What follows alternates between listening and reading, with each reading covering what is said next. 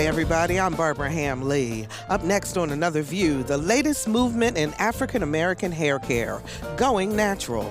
It's all about embracing the curl, coil, kink, or wave that is natural for African American hair and moving away from the chemical alterations that straighten black hair. So some of you may be thinking, so what? Why not embrace the curl? Why not wear your hair any way you choose? You'll be surprised at the social, political, emotional, and physical issues surrounding the decision to go natural.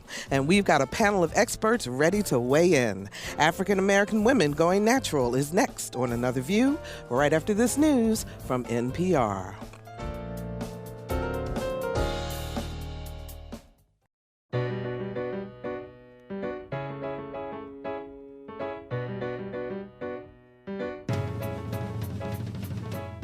Discussing today's topics from an African American perspective, this is Another View. Good afternoon, everyone, and welcome to Another View. I'm Barbara Ham Lee. Today, we're bringing you an archive edition of our show. Another View producer Lisa Godley and I are traveling to Minneapolis because the show you're about to hear has been nominated by the National Association of Black Journalists for their Salute to Excellence Award. Of total entries nationwide, Another View is one of 3 nominees in the radio feature category.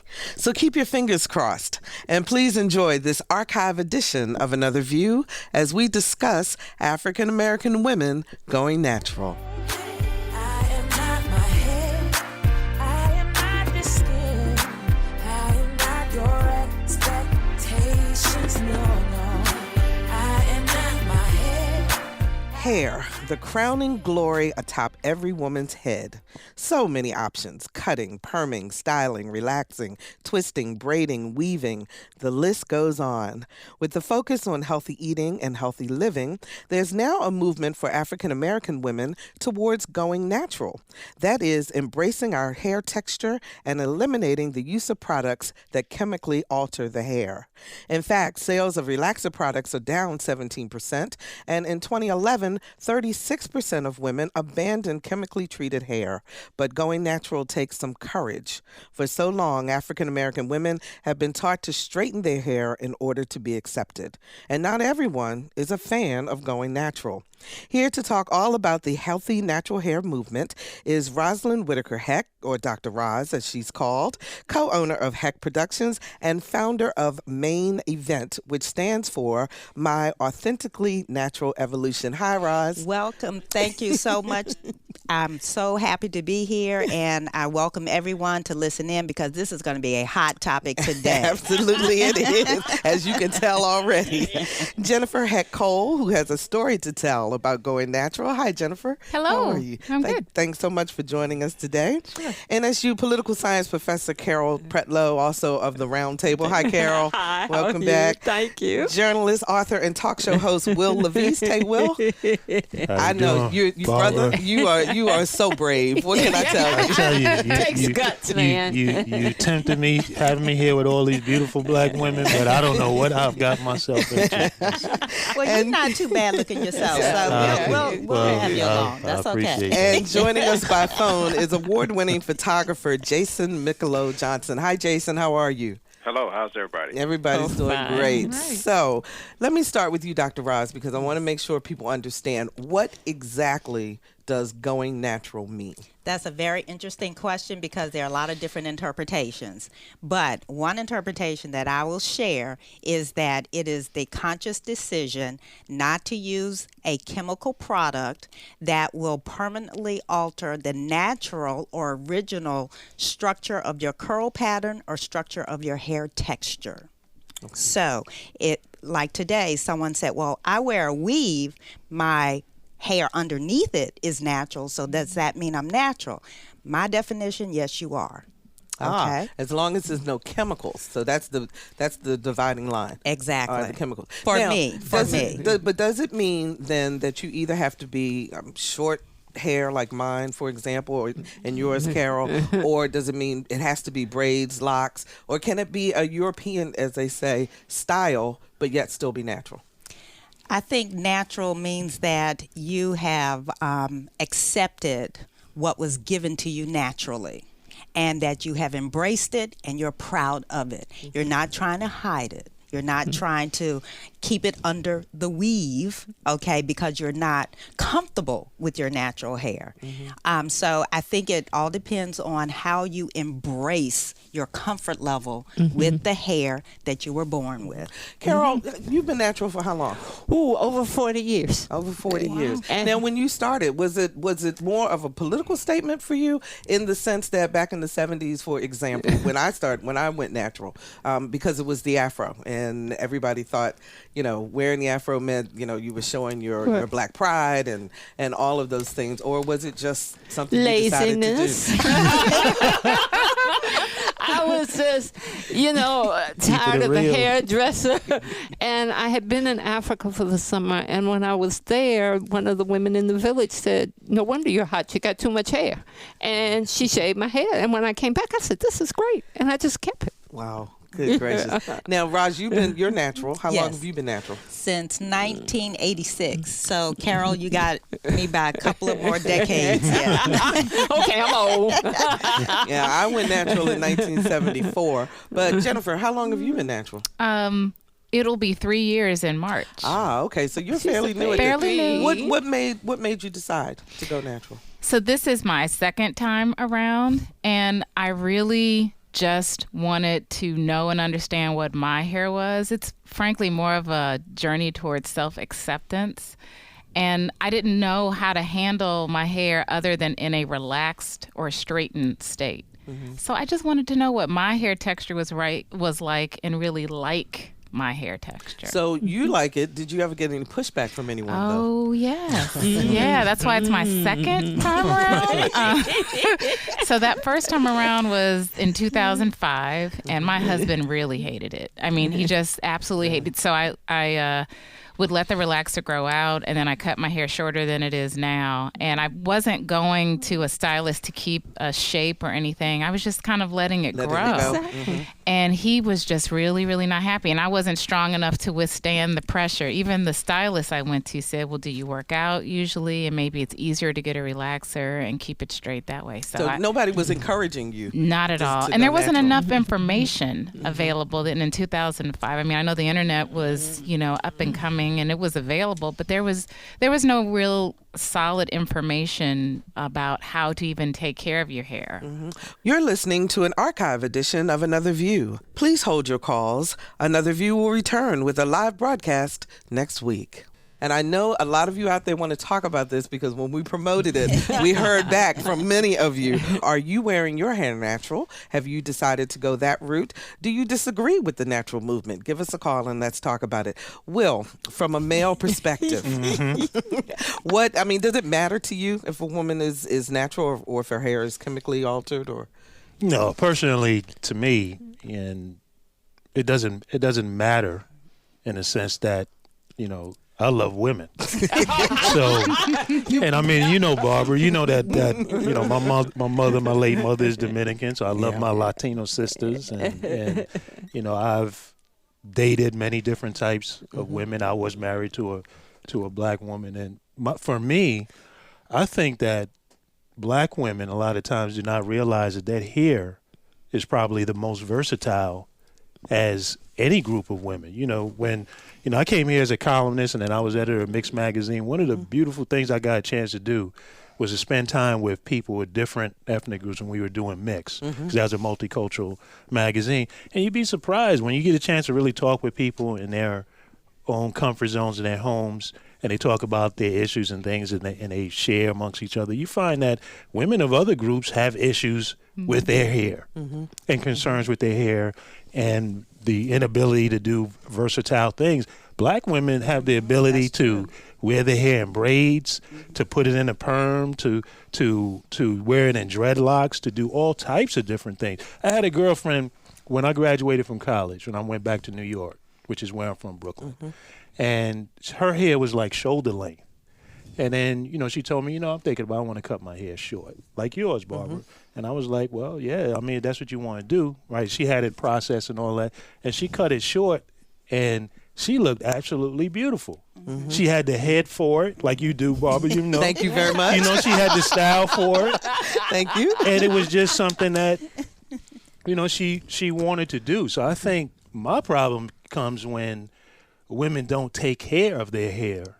And like a lot of these bad weaves that we see out here with folks just, it doesn't even look like they really tried to keep their hair together, just threw it on there.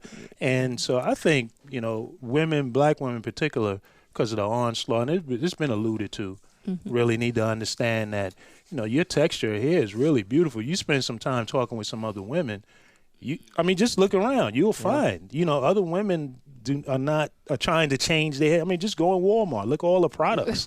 That is very, very true. And the products, we're going to get to that. Jason, I don't want to leave you out because you are an award-winning photographer and you have a new exhibition called Yours Naturally. And I'm wondering, as you show your photographs and so forth, what are the reactions, particularly from men, about the photographs that they see? Well, we normally get one-word responses like awesome, stunning, beautiful, gorgeous, or just wow. Everyone that's seen the sneak preview so far have been amazed at how beautiful sisters look. Of all sizes, complexions, and we have a range of professions because we want to show not only the natural beauty, but we want to show how women look in the natural state of things because natural is normal. So we show them in the workplace, working out, riding a bicycle, doing things that everyone else we see in advertisements and on TV doing. I want to ask you guys, because Jason brings up a point. A lot of times people feel and felt that wearing your hair natural would be a barrier for job promotion, for getting a job, et cetera. Carol, what do you think about that? Yeah, because I had people when I first got out of graduate school telling me if I wanted a job, I needed to grow my hair. Now, at the same time, I had a nose ring and 3 earrings, and they ignored that and focused on the hair. So that became an issue, and it became not only a political statement, but it also became, okay, am I going to get a job or because I want to do me? Or what this, but society progresses. People change. No longer do people stop me on the street and say, "Girl, you need something to do. You need your hair fixed." No, people don't stop you anymore. So I think. Do you think it's still an issue, Will? Yeah, it still is an issue to an extent. Recently the military had some changes in terms of styles of hair that really, when you got down to it, it really was targeting black women and wearing in the ways in which they wear their hair. But certainly, as long as we continue to have racism in the society, you're going to have those issues because what we're facing is all a outgrowth of that very issue of privileging one group over another. And when you do that, you start disparaging the other. Their characteristics get disparaged. And so that's been the onslaught that has come upon black community, black women. I have a daughter who's been has had to deal with that. I've got 2 sons who I've had to check over and over and over on that, and and plus to add the whole dark skin, light skin in there, and the mix was a whole nother show. Exactly, that is very true. Go ahead, Raj. Before I bring this in about the military issue. Sure. Fortunately, there were some champions in the military community who pushed back against those proposed regulations, and fortunately, most of those banned hairstyles were dismissed. They still, I believe, do not care for dreads, right? But the twists and the braids and all of that. Fortunately, there were some very strong and vocal women who came forth, and those regulations were modified. So I was very happy to see that. I want to play a clip from Chimamanda Ngozi Adichie, and she is talking about she's responding to a question from Jon Snow. She's being interviewed, and she says that hair is political. Now, in this discussion, her hair is in braids on top of her head. Let's play the clip. Is hair a conversation? It's a political thing. Is it? It is. A statement? Black women's hair is political. Are you making a statement? I don't intend to. but I do. You have it imposed on you, the statement. You really do. By walking in somewhere with my hair like this, people make assumptions, they're immediate assumptions. If my hair isn't straight, people can assume that you're either, they might think you're an angry black woman, or they might think you're very soulful, or they might think you're an artist, or they might think you're vegetarian. I mean, there are all kinds of things. Or somebody likes a lot of time in the hair salon. That too. Well, but no, the straight hair requires a lot of time as well. But, I'm just interested in hair as a means of talking about other things. What does the society tell us is beautiful? Because, you look at women's magazines, and these things matter. I mean, these things matter. And we look at what's on television, and what does sort of the larger society say is beautiful? It's straight hair. And so you have young girls who are growing up with that in their heads. And it's something that I want to talk about and want to address and want to challenge. Jennifer, I saw you nodding your head while you were listening. What's your reaction? She is absolutely right that she is not intending to make a political statement. And I guess that's why, I don't necessarily see wearing my hair in its natural state as a political statement. I do see it. So I work in corporate America. I have for the past years. And I see it as an opportunity to educate people about it, of people of all races and all hues, because some people don't understand. Some do and some don't. But no, I don't wear it as a political statement. Again, this is more of a journey towards self-acceptance. And what I've found in the past, 2.5, almost 3 years, is that I feel far more beautiful wearing my hair like this. And that exudes. And I get far more compliments. Even I'm at a heavier weight than I've been in a long time. But my hair, people are like, wow, you just look really great. And I appreciate that. And it's not even just the look, but I really believe that the beauty is inside and coming out. Mm-hmm. Carol, you were nodding your head also. Yeah, because, initially when we said, is this a political statement, I thought, okay, it's other people may. But for me, like you, it was, I want to do me. Mm-hmm. And doing me means that sometimes there are other people who see it as political, but then there are friends who have said, you'd be so cute if you let your hair grow.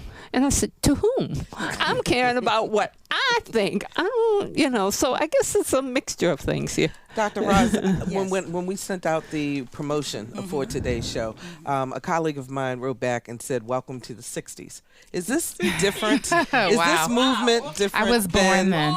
Than back in the 60s? Okay, that reminds me of that commercial where the guy says, what does LOL mean? Okay. LOL. Okay, somebody, please. But anyway, I think when some people think of the natural hair movement, they do think of the Angela Davis and the Black Power type of thing. I had mine. Right. But for me and a lot of women I encounter, is more of a healthier lifestyle choice. Yes. Okay? And it's no different for me than saying, why would I change the color of my skin to assimilate? So why should I change the texture of my hair to assimilate? So that's how it is for me. You're listening to an archive edition of Another View. Please hold your calls. Another View will return with a live broadcast next week. Danita joins us from Newport News. Hi, Danita. You're on the air. Good afternoon. Good afternoon. I just wanted to share the reasons why I went natural. I went natural in 2010, January the 13th, 2002. And the main reason was I hated doing hair. Hate doing my hair. So relax was too much work, and I sweat a lot, and you would curl it in the morning, and an hour later it was flat and droopy, and it was just too much work, so I cut it off. And another reason I did was because of my children. I have two girls, and my little one wanted her hair to be straight, and I was like, you don't need to have straight hair, but you have straight hair, Mommy. And I was like, I can't even embrace my own naturalness, then how can I expect my own child to? And so I remember the first time I flat ironed it after I had cut it off, and she was like, why are you doing that to your hair, Mommy? Why are you doing it? I like it the other way. And I felt so good about that. Oh, that's Okay. fantastic. You know, I find it Great. interesting, Danita, that you know the exact day that you went natural. was it a traumatic thing for you in terms of making that decision? Not necessarily. What I used to do is I would relax my hair, and then towards the end of the winter, when it started to warm up, I would let it grow out. And every year I would cut my hair pretty short, but it would be kind of relaxed. So I would have these like little curls, kind of droopy kind of curls. So it was my relaxed, halfway relaxed kind of hair. And then over the summer it would grow out, and then when it got cold again, I would relax it. So I was kind of used to it being short. I just was never used to it being as Completely natural. texture short. Gotcha. Exactly. Okay, thanks so much for joining us, Danita. I appreciate that. Dr. Ross, and I'll get to you in a minute, Wil. Explain, I want people to not think that going natural means you don't style your hair, you don't, take care of it. Exactly. Please do. But that doesn't mean you just get up and walk out and not do anything. Right. Not a good look. Yes, Not a good look. I do throw shade on some natural hair that I know has just been left to the wind. When you wake up in the morning, yes, you do need to groom it, okay, just like you would any other thing like taking a shower. And you have different types of styling products that might be new to a natural hair regimen that you would not be using for relaxed hair. So you need to understand what those styling tools are, and you also need to understand that there may be some different products that you need to become familiar with to help maintain your natural hair. So I think that you cannot assume that just because you're natural, it can look any kind of way. No.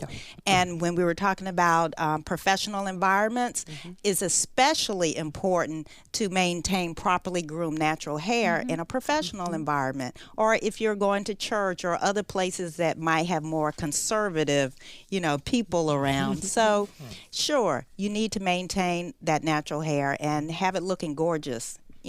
Absolutely. Well, you wanted to make a comment. Yeah, because I can relate to what the caller was saying when I mentioned my daughter. I've gone through that with her, with being, again, hit with all of these messages about how you should look, what is attractive to boys, those sorts of things. And you often see in the videos, girls got long flowing hair and this kind of thing going on. I had to work with her on that to understand that, look, your hair and how you are in your natural state is absolutely how God intended you to be. You are beautiful.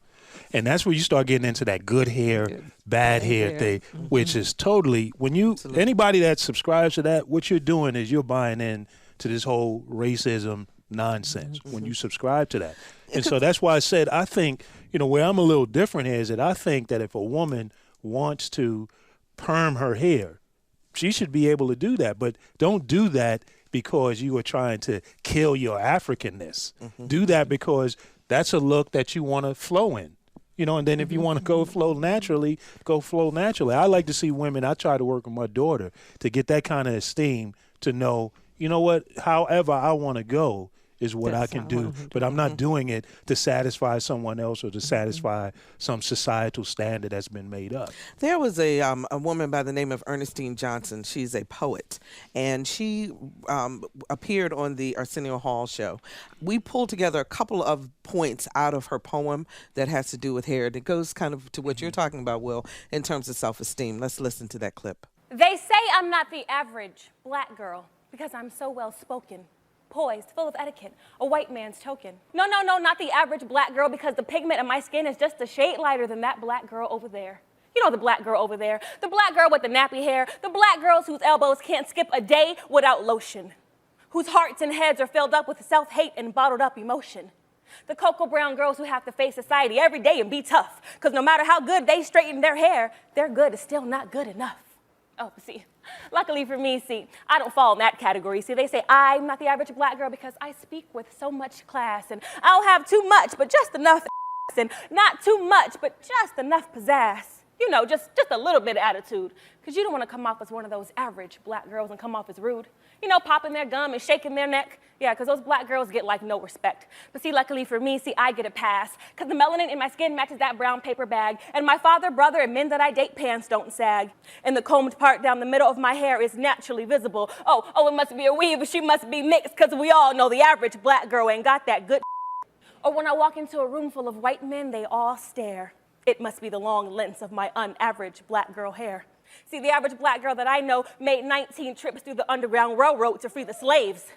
Sat on segregated buses, refused to get up and pave new waves. See, the average black girl that I know were Egyptian queens like Hatshepsut and Nitocris who were ruling dynasties and whole armies of men. Excuse me while I set fire to this poem on my pen because I am tired. Tired of the stereotypes black girls have fallen into because of American mentality. So pardon me if I can't openly accept your compliments. The average black girl that I know had courage that surpassed her every fear and fought for justice and equality year after year. So as I construct these words, pardon me as I shed a tear, because I'm not half the black girl she was. I am not half the black girl she was. See, there's a minor clause. See, she was out there fighting, breaking, and changing laws. So I bow down to my black queen standing in the merit of her work. And as America's society continuously throws these supercilious words unto me, I say no. I'm not the average black girl. I can only aspire to be. Pretty powerful stuff. You know, and she brings up a point when she says nappy hair. In the military regulations, they changed this, but they had words like unkempt, matted. Why is it that the thought of natural hair takes on those types of negative connotations? What do you think, Dr. Ross? It's basically lack of education and lack of enlightenment. That's what it is. We have to gradually evolve out of that mindset. And I'm seeing newer generations of women, fortunately, embracing newer and more positive concepts of their hair. And you're going to see more and more women see these newer generations of women be very comfortable with their hair.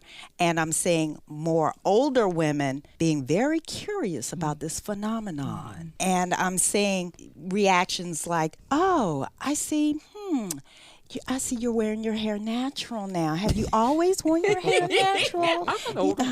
Right. So I am also helping to educate not only newer generations of women, but also older generations of women that the way we look now is okay.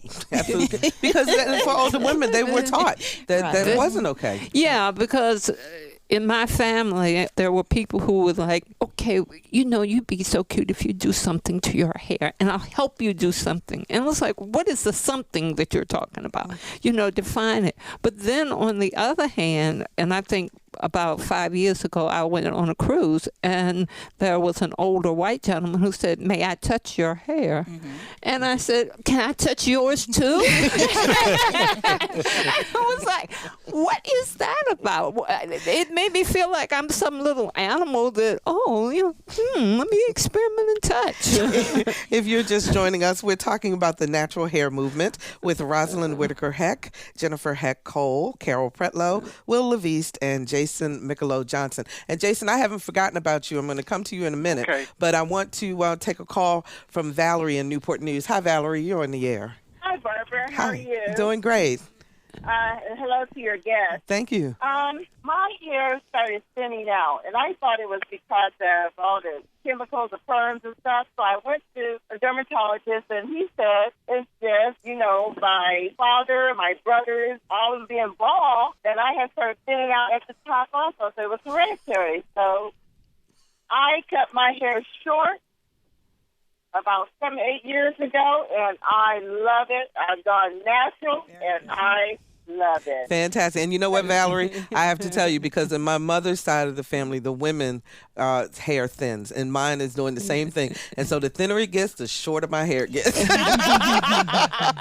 We appreciate that phone call. You're listening to an archive edition of Another View. Please hold your calls. Another View will return with a live broadcast next week.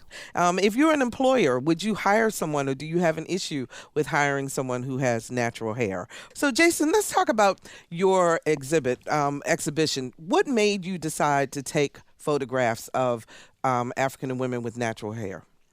Well, it started while I was at a vegan brunch, and I saw a couple of sisters who had different kinds of styles, but they were all natural. And one was a short twist, and the other one was braided but had some curls coming around the side. And she, too, had a nose ring. And it was just interesting, fascinating. And then I saw another woman who had sort of a French braid. And I had always been fascinated by women with natural hair and wanted to do a project like it, but I had never had a chance to put it on the front burner. And I asked them if I could photograph them for an exhibition. And they loved the idea, and they joined in, and they turned me on to a network of women all across this country who experience and celebrate themselves through natural hair. And once I started going online and Googling natural hair styles, natural hair movement, natural hair products, I discovered that there's a series of expos, conventions, and shows going on around the country. And I just wanted to be the first to put together a national exhibition celebrating women who celebrate themselves naturally, and that's why I titled it Yours Naturally, with the subtitle, Beauty That Grows on You. Absolutely. And as a matter of fact, you're going to be able to show a preview of that exhibition tomorrow. Dr. Roz, I'm going to let you talk to people about where and when that's happening. Very good. Yes, Jason has graciously offered to be the first stop here in Hampton Roads for a preview of his stunning exhibit, and that's going to be part of the Naturally Fab and Fierce Confab. Is going to be tomorrow from 10 a.m. until 3 p.m. We have a day packed at the Peninsula Workforce Development Center, which is adjacent to Thomas Nelson Community College at 600 Butler Farm Road. And in addition to Jason's exhibit, we're going to have a Dr. Praneek James. She's a certified trichologist, and that's a person who specializes in scalp and hair disorders, and she's going to do a curl analysis. We also have a woman by the name of Era Shea, who is going to show us her new line of No Kim Naturals hairline, and she built and created her brand right here in Hampton Roads, and she's going to demonstrate the lock method, and that's liquid, oil, and cream, which is very popular for moisturizing natural hair. And then we're going to have Barbara Ham-Lee moderating a panel of men, including Mr. Will over here. Really gonna cut up. And yes. And they're going to share their innermost thoughts about natural hair. And one of those men is a 90-year-old, okay? And I won't give any away secrets. But anyway, after that, we're going to have another session on how to use the right styling tools. What is a diffuser? How does it work? You know, what is the difference between different types of flat iron, ceramic, titanium, all of that type of thing. And we're also going to have a session where we're going to look at Jason's photos, and he is going to possibly pick someone out of the audience possibly to be included in his national exhibition. Oh, that's fantastic. Yes. That's great. So we're all excited about that. We are excited about that tomorrow. Yes. And it is at the Peninsula Workforce Development Center, part of Thomas Nelson Community College, 600 Butler Farm Road. And I would love to see you all come out. Our panel discussion of all men and me, and we're going to be talking about, from a male perspective, what they think about natural hair. So that is tomorrow. There is a website. Yes. And it is www.mainevent, M-A-N-E, like the mane of hair, mainevent.me. And you can go online. You can get more information about how to purchase tickets and where the event is going to be. And I would absolutely encourage people to get their tickets today, because they do go up at the door tomorrow. Okay, so if you'd like to come on out, that is the opportunity for you to do that. I want to know, is there a divide between people who wear their hair natural, women who wear their hair naturally, and women who don't? Is there any kind of conflict between them? I think it all depends. Sometimes I know I had to be enlightened because I had preconceived notions, I have to admit, about women who I saw wearing hair that was not theirs, that they were born with. But I have a person on my team who has alopecia, and she wears hair that she was not born with because of her medical condition. Okay, so that has sensitized me to the fact that not all women wear wigs or weaves because they're ashamed of their natural hair. It might be because of a medical condition. Absolutely. As a matter of fact, let's talk to Lisa from Virginia Beach. Hi, Lisa. You're on the air. Hi. My friend had always wore a wig, and I never understood why, but she said her hair was completely wild. And one day I saw her, she had the wig off, and every single hair had a life of its own.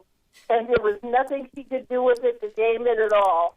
So she just wore the wig to keep it under control. Lisa, can you explain what you mean by taming her hair? Well, it was just every single strand had curl to it that she couldn't do anything with. I mean, she just couldn't do anything with it to make it, so she just wore the wig. Okay. It was just pouring out there like a giant afro and a massive. It was a lot like Diana Ross's hair when it was all okay. Thank you so much for your call, Lisa. We appreciate that. Dr. Raj, you want to respond? And that's a very interesting comment when your caller said that she knew this person who couldn't do anything with her hair. Well, that's the premise behind our confab tomorrow, is to help educate people not only in terms of how to control their hair, but also how to embrace it. And if they want to wear it wild and unkempt and let it go with the flow, then we help them understand that that's okay too.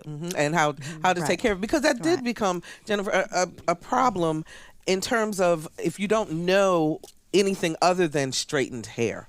What were some of the things that you had to learn in terms of going natural? So I had to understand what my hair felt like, unrelaxed, what my own hair felt like, which was, I was thinking all I kept thinking was what my mother frankly would say, and that was nappy.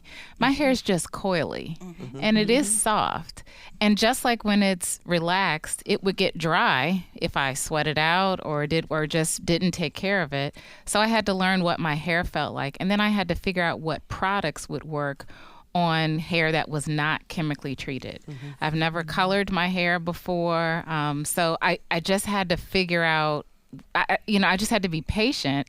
And so, I know people have heard the term product junkie before, so I am a recovering product junkie for sure.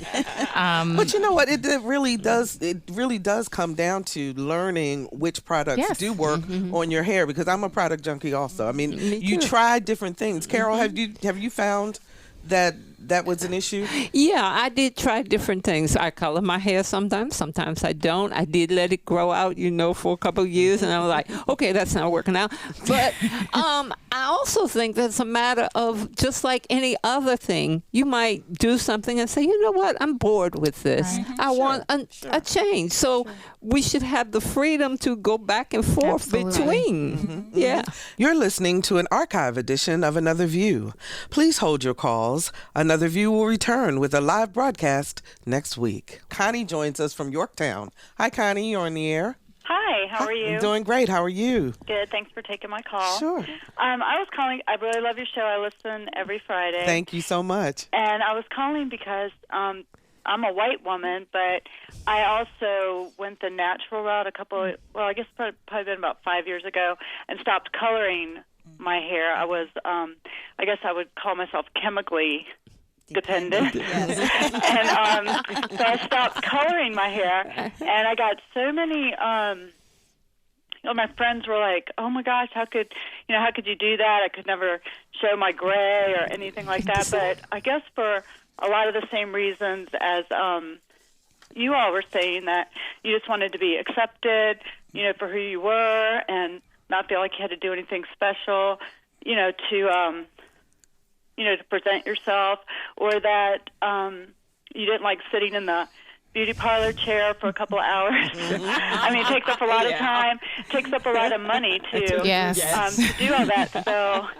I was kind of relating to what you guys are talking about. Absolutely. Thanks so much for the call, Connie. And Will, that goes to your point about there are women from all different races and ethnicities that have an issue. And the other thing, I wish if Connie was still on the line, is that white women get perms. Yeah. And also, but it curls their hair, it doesn't straighten it. I mean, so they, there is a difference. So I mean, but they do that. That's what they still can be altered. I mean, exactly. and you got to ask yourself, well, why? If that's good hair, then why are they doing that? Maybe they don't have that perception of good hair. And then the other thing I wanted to know, what is this thing about, just wetting your hair in the morning and just going outside? That's a wash and go. What is that? Explain that to me. What is Dr. Roz? You don't do that, right? Yes. You do that? That's a wash and go. You're looking at one right now. That's a wash and go.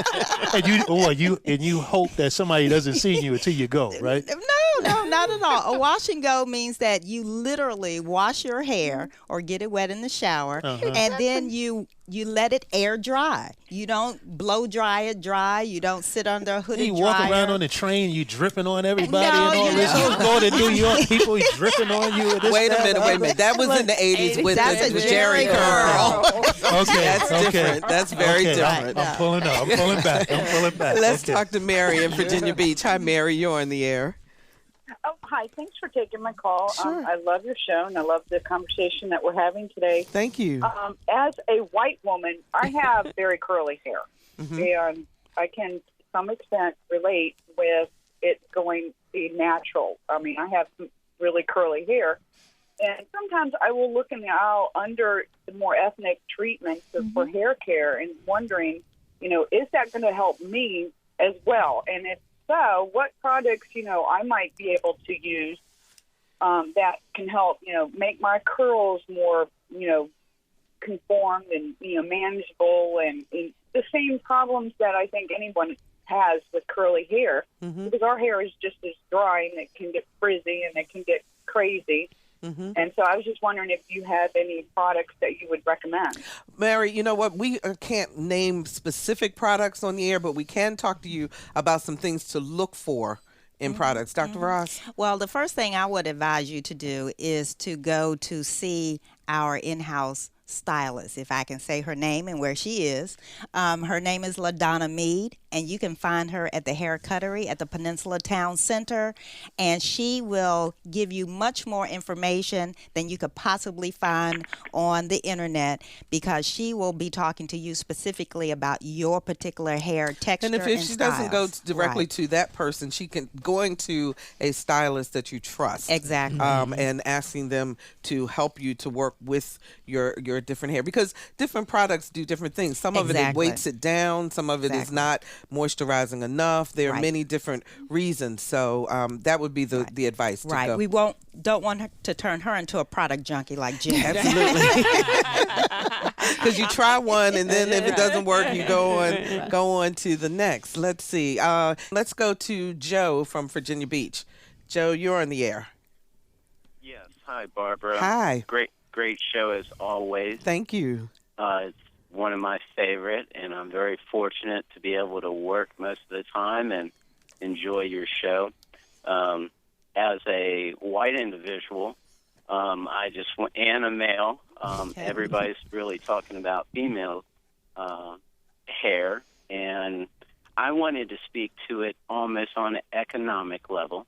I'm a business owner. I'm in a small area. And about 3 years ago, I let my hair go natural. And I loved it. I loved my hair. It was beautiful hair. It was. And over the course of a number of years, over the course of having long hair, I grew a long beard, too, so I went the whole route of going natural. And I couldn't have been happier. But what I saw was people looked at me strange. Even people who knew me. I even had a woman say to me as I was going into the post office, you need to shave, you need to cut that thing. I was like, don't you think it has some character? Because that's what I saw. She said, no, it just looks sloppy. And I was like horrified. And she was like 350 pounds. And I thought, what is wrong with this equation here? Okay. I thought, wow. And so I really took that home. I mean, I'm like, man. I went home. I talked to my sweetheart. I'm like, she said I look sloppy. And my sweetheart was like, yeah. I mean, okay. So you know what? Out of just wanting, I want to have a home. You know, I want to have a roof over my head. And I don't really care. I've never really cared about people's opinion. So that's what enabled me to do this. But I care about being able to pay my bills. And by golly, a week ago, I cut it off. And it wasn't because of dealing with society's reaction of what, looks proper, or your family or whatever. It's just merely, I want to have the dignity that being able to pay your bills comes with. So if you looked at me now, you'd probably say, pretty handsome cat. And, but that's not what I see now. But anyway, I hear great program. Thank you so much. And I hear the pain in your voice. Will, you want to respond?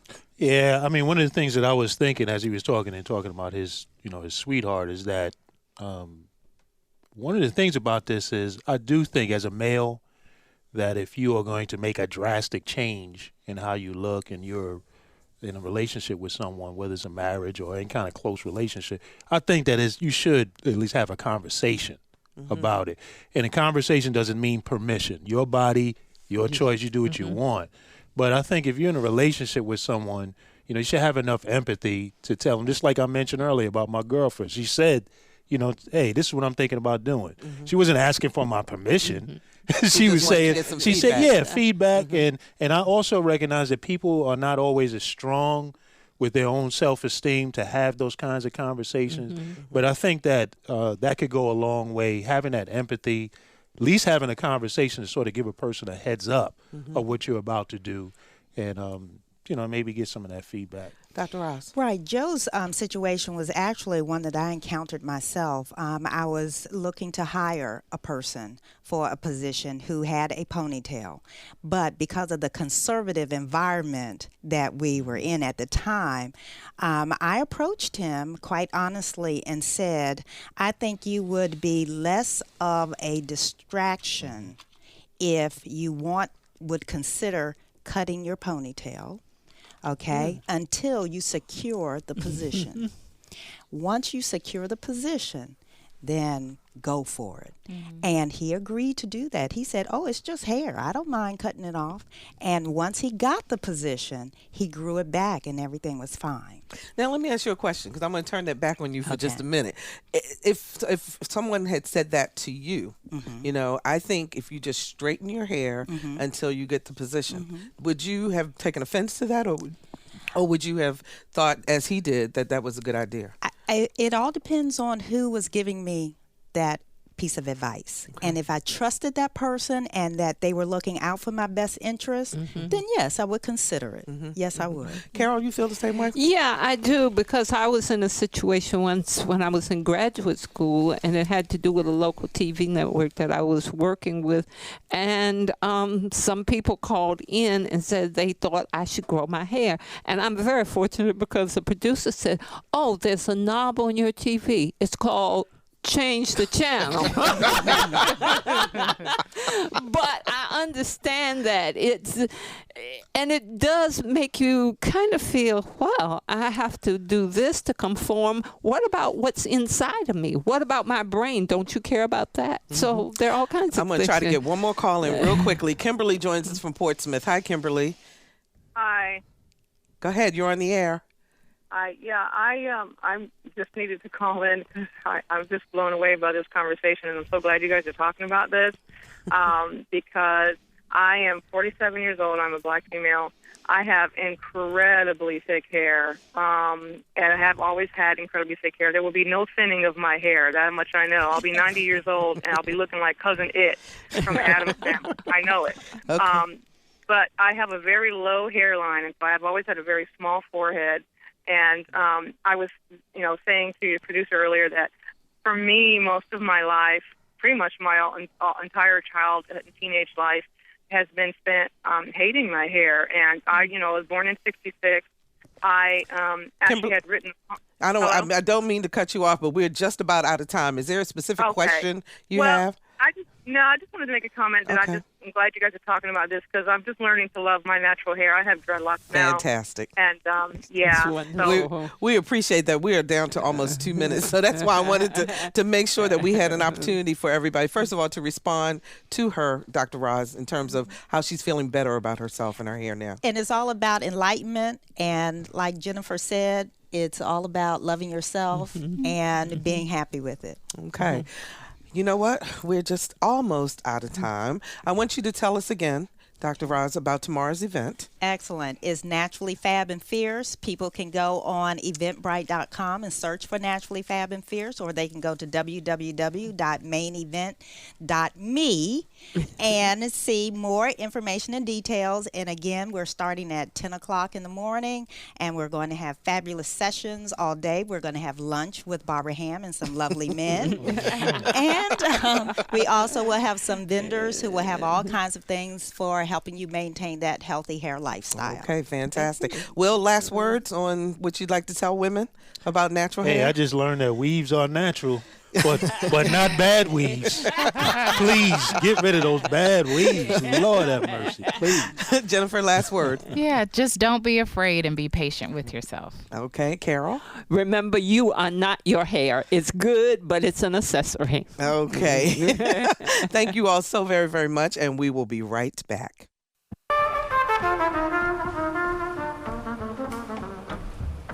I'm with Marcellus, and you all are checking out Another View on WHRV 89.5. Don't go anywhere. Check us out.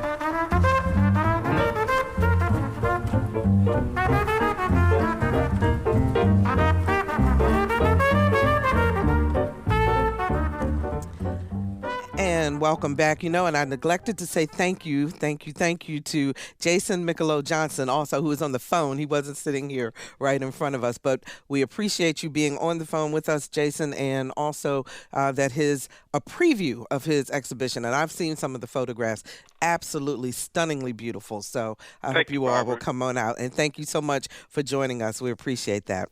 We hope you've enjoyed this archive edition of Another View.